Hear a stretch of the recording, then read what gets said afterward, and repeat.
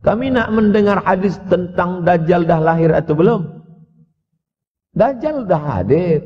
Mana bukti Dajjal dah hadir?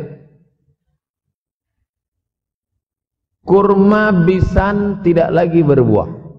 Bila kurma bisan tidak berbuah, Dajjal dah nak datang. Kurma bisan sekarang sudah berkurang, tak berbuah. Lalu kemudian apa lagi? Ain Zuhar, mata air dari Ain Zuhar sudah kering. Sudah kering. Oleh sebab itu, tapi manakala dulu datang Habib Umar bin Hafiz, saya hadir majelis itu, adalah seorang bertanya, Habib, ya, Imam Mahdi dah lahir atau belum? Saya tengok Habib menjawab, sepertinya dia macam tak suka pertanyaan. Kata dia, kita tak perlu mencari-cari dia dah lahir atau belum, kampung dia di mana, dia lahir di hospital mana, dia tak perlu.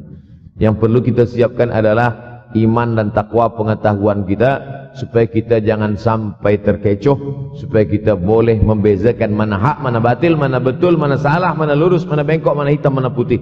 Sehingga dengan istiqomahnya kita beribadah ini, kita boleh membezakan mana Al-Masih yang original, yang asli, mana Al-Masih Ad-Dajjal.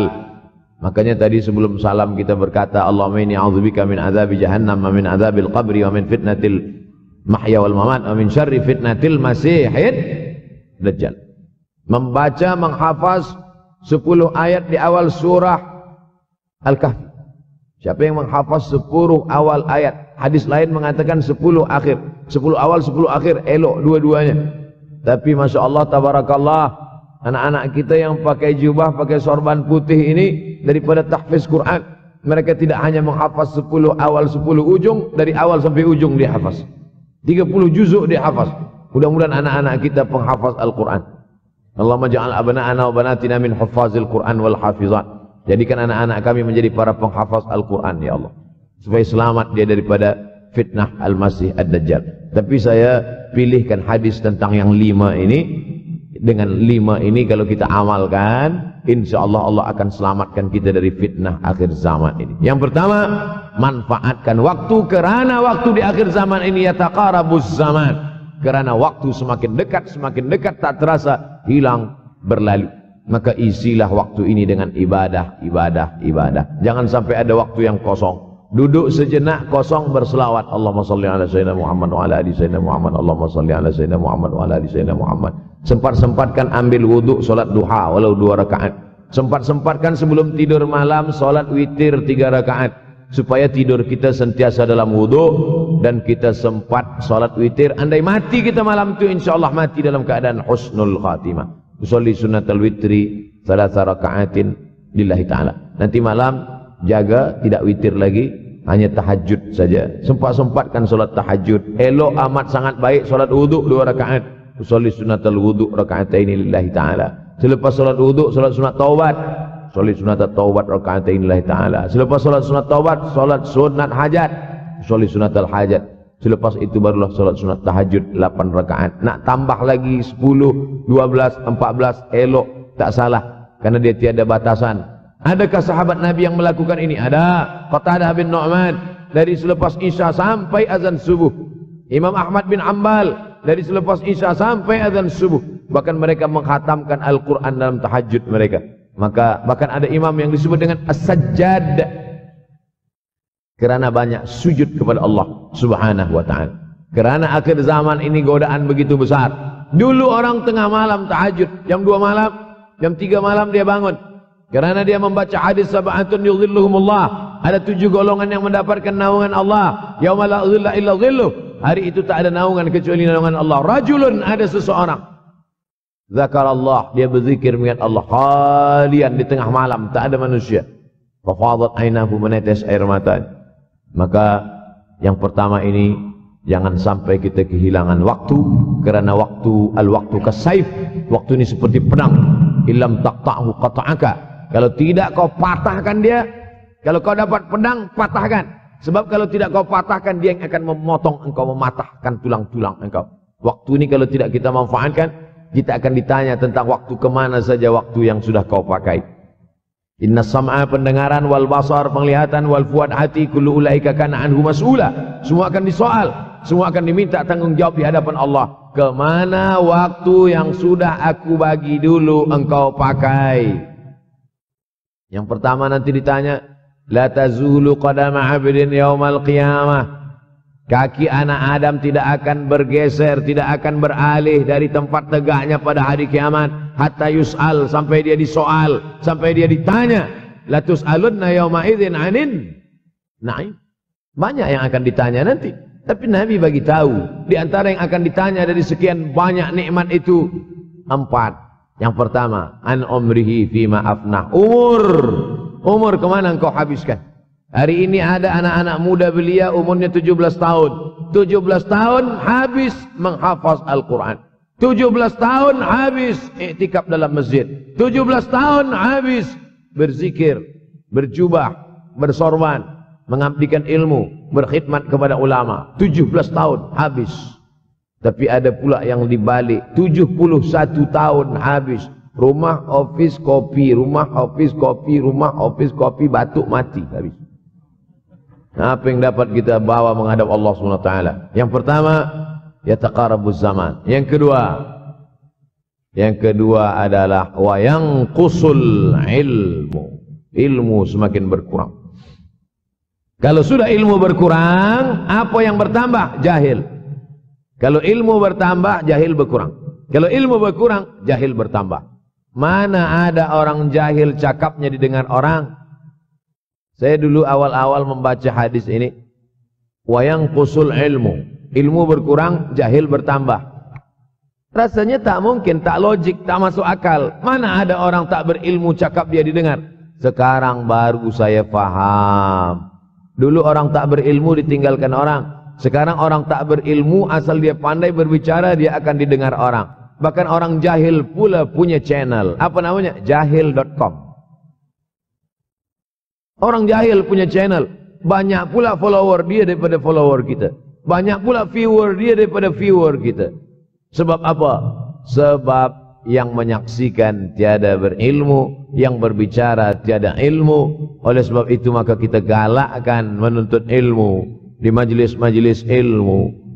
Untuk apa Abdul Somad sudah berumur 43 tahun pun masih pergi juga lagi ke Sudan belajar? Apa yang nak dicari ini?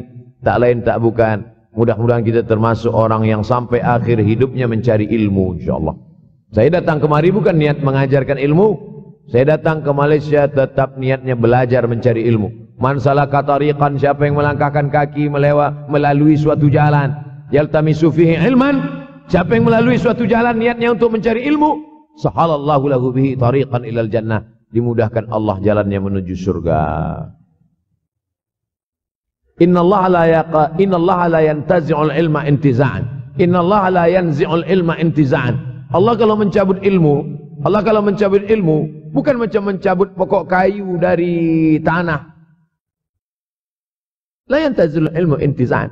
Allah tidak mencabut ilmu macam mencabut pokok kayu dari tanah hingga ke akarnya, tidak. Lalu bagaimana ilmu ini dicabut? Biqabdil ulama. Dengan matinya ulama, maka habislah ilmu. Meninggal Imam Syafi'i, berkurang ilmu. Meninggal Imam Nawawi, berkurang ilmu. Meninggal Imam Fulan, berkurang ilmu. Maka yang hadir adalah al-juhala. Yang lebih menakutkan lagi adalah al-juhala bithawbil ulama. Orang jahil dengan pakaian ulama.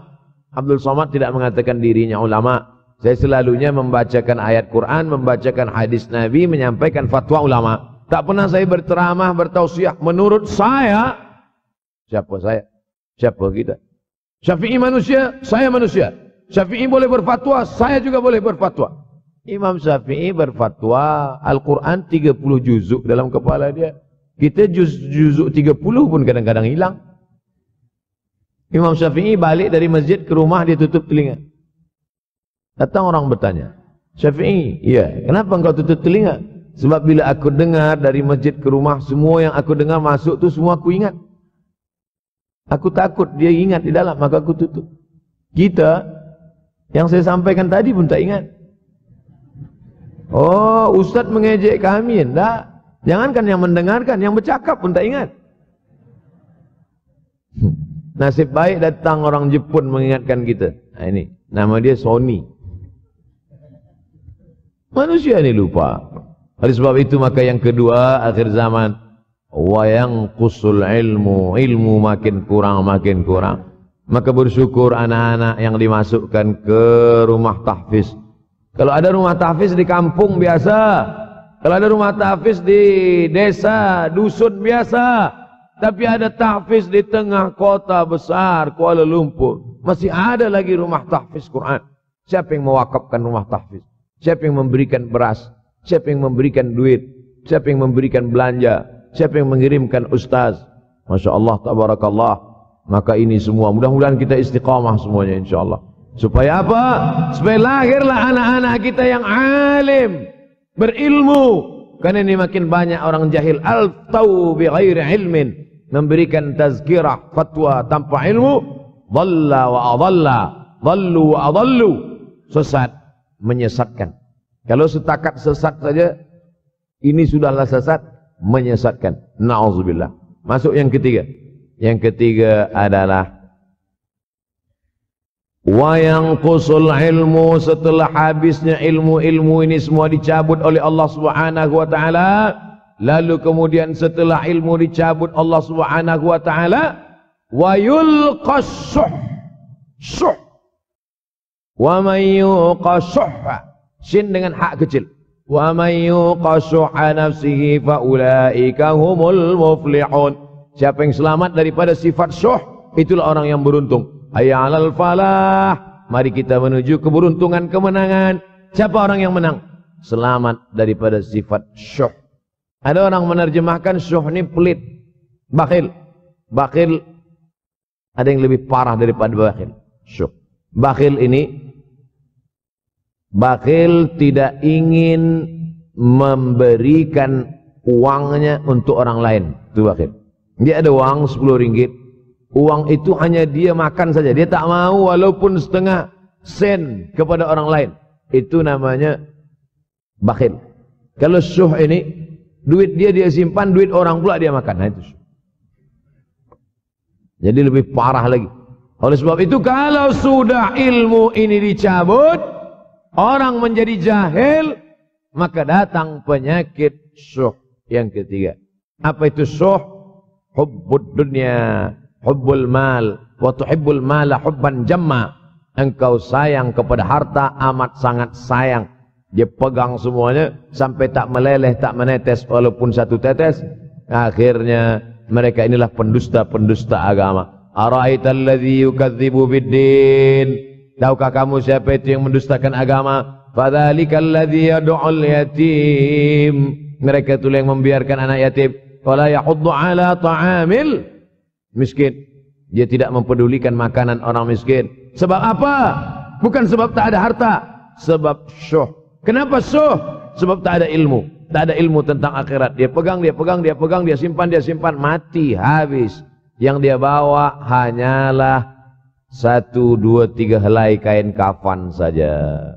Itulah mengapa Sultan Turki, Sultan Muhammad Al-Fatih, Sultan Abdul Hamid. Coba tengok gambar Sultan Muhammad Al-Fatih, Sultan Abdul Hamid Turki dulu. Sorban dia besar-besar. Saya dulu terkejut, lama saya tengok, kenapa sorban orang Turki ini besar-besar? Lama-lama saya baca, rupanya sorban orang Turki itu kain kafan. Tuan-tuan, balik dari sini beli kain kafan 2 meter, ikatkan kepala, bawa sembahyang, supaya ingat mati. Bolehkah menyiapkan kain kafan? Baca kitab Tambihul Mughtarrin, peringatan bagi orang-orang yang tertipu. Di situ ditunjukkan banyak ulama, bahkan mereka menggali tanah di dalam rumahnya. Malam-malam dia tahajud, selepas tahajud dia duduk di dalam tanah itu supaya terasa bagaimana rasanya mati. Gali tanah 2 meter, masuk ke dalam. Tapi kalau nak buat itu kita saja dengan Allah. Jangan pula, banyak juga orang sekarang udah gali tanah masuk ke dalam, streaming pula. Hai guys, nak rasakan mata? Mana boleh terasa? Kita saja masuk ke dalam, rasakan macam mana rasa. Sebab kalau cakap saja, marilah kita ingat mati, takutlah kita pada mati. Kita tak tahu bagaimana rasa mati. Kalau nak merasakan bagaimana rasa mati, nanti kalau ada orang mati meninggal dunia, masuk kita ke dalam, kita sambut jenazah, kita letakkan, kita duduk, rasakan. Ketika Fatimah meninggal, Fatimah emak Sayyidina Ali meninggal, Nabi masuk ke liang lahat. Masuk Nabi ke liang lahat. Nabi berdoa di dalam. Ketika Utsman bin Maz'un meninggal, Nabi masuk ke dalam. Nabi pegang jenazah Utsman bin Maz'un. Meleleh air mata Nabi turun ke misai, turun ke janggutnya, turun menetes sampai ke bawah. Merasakan bagaimana rasanya di dalam.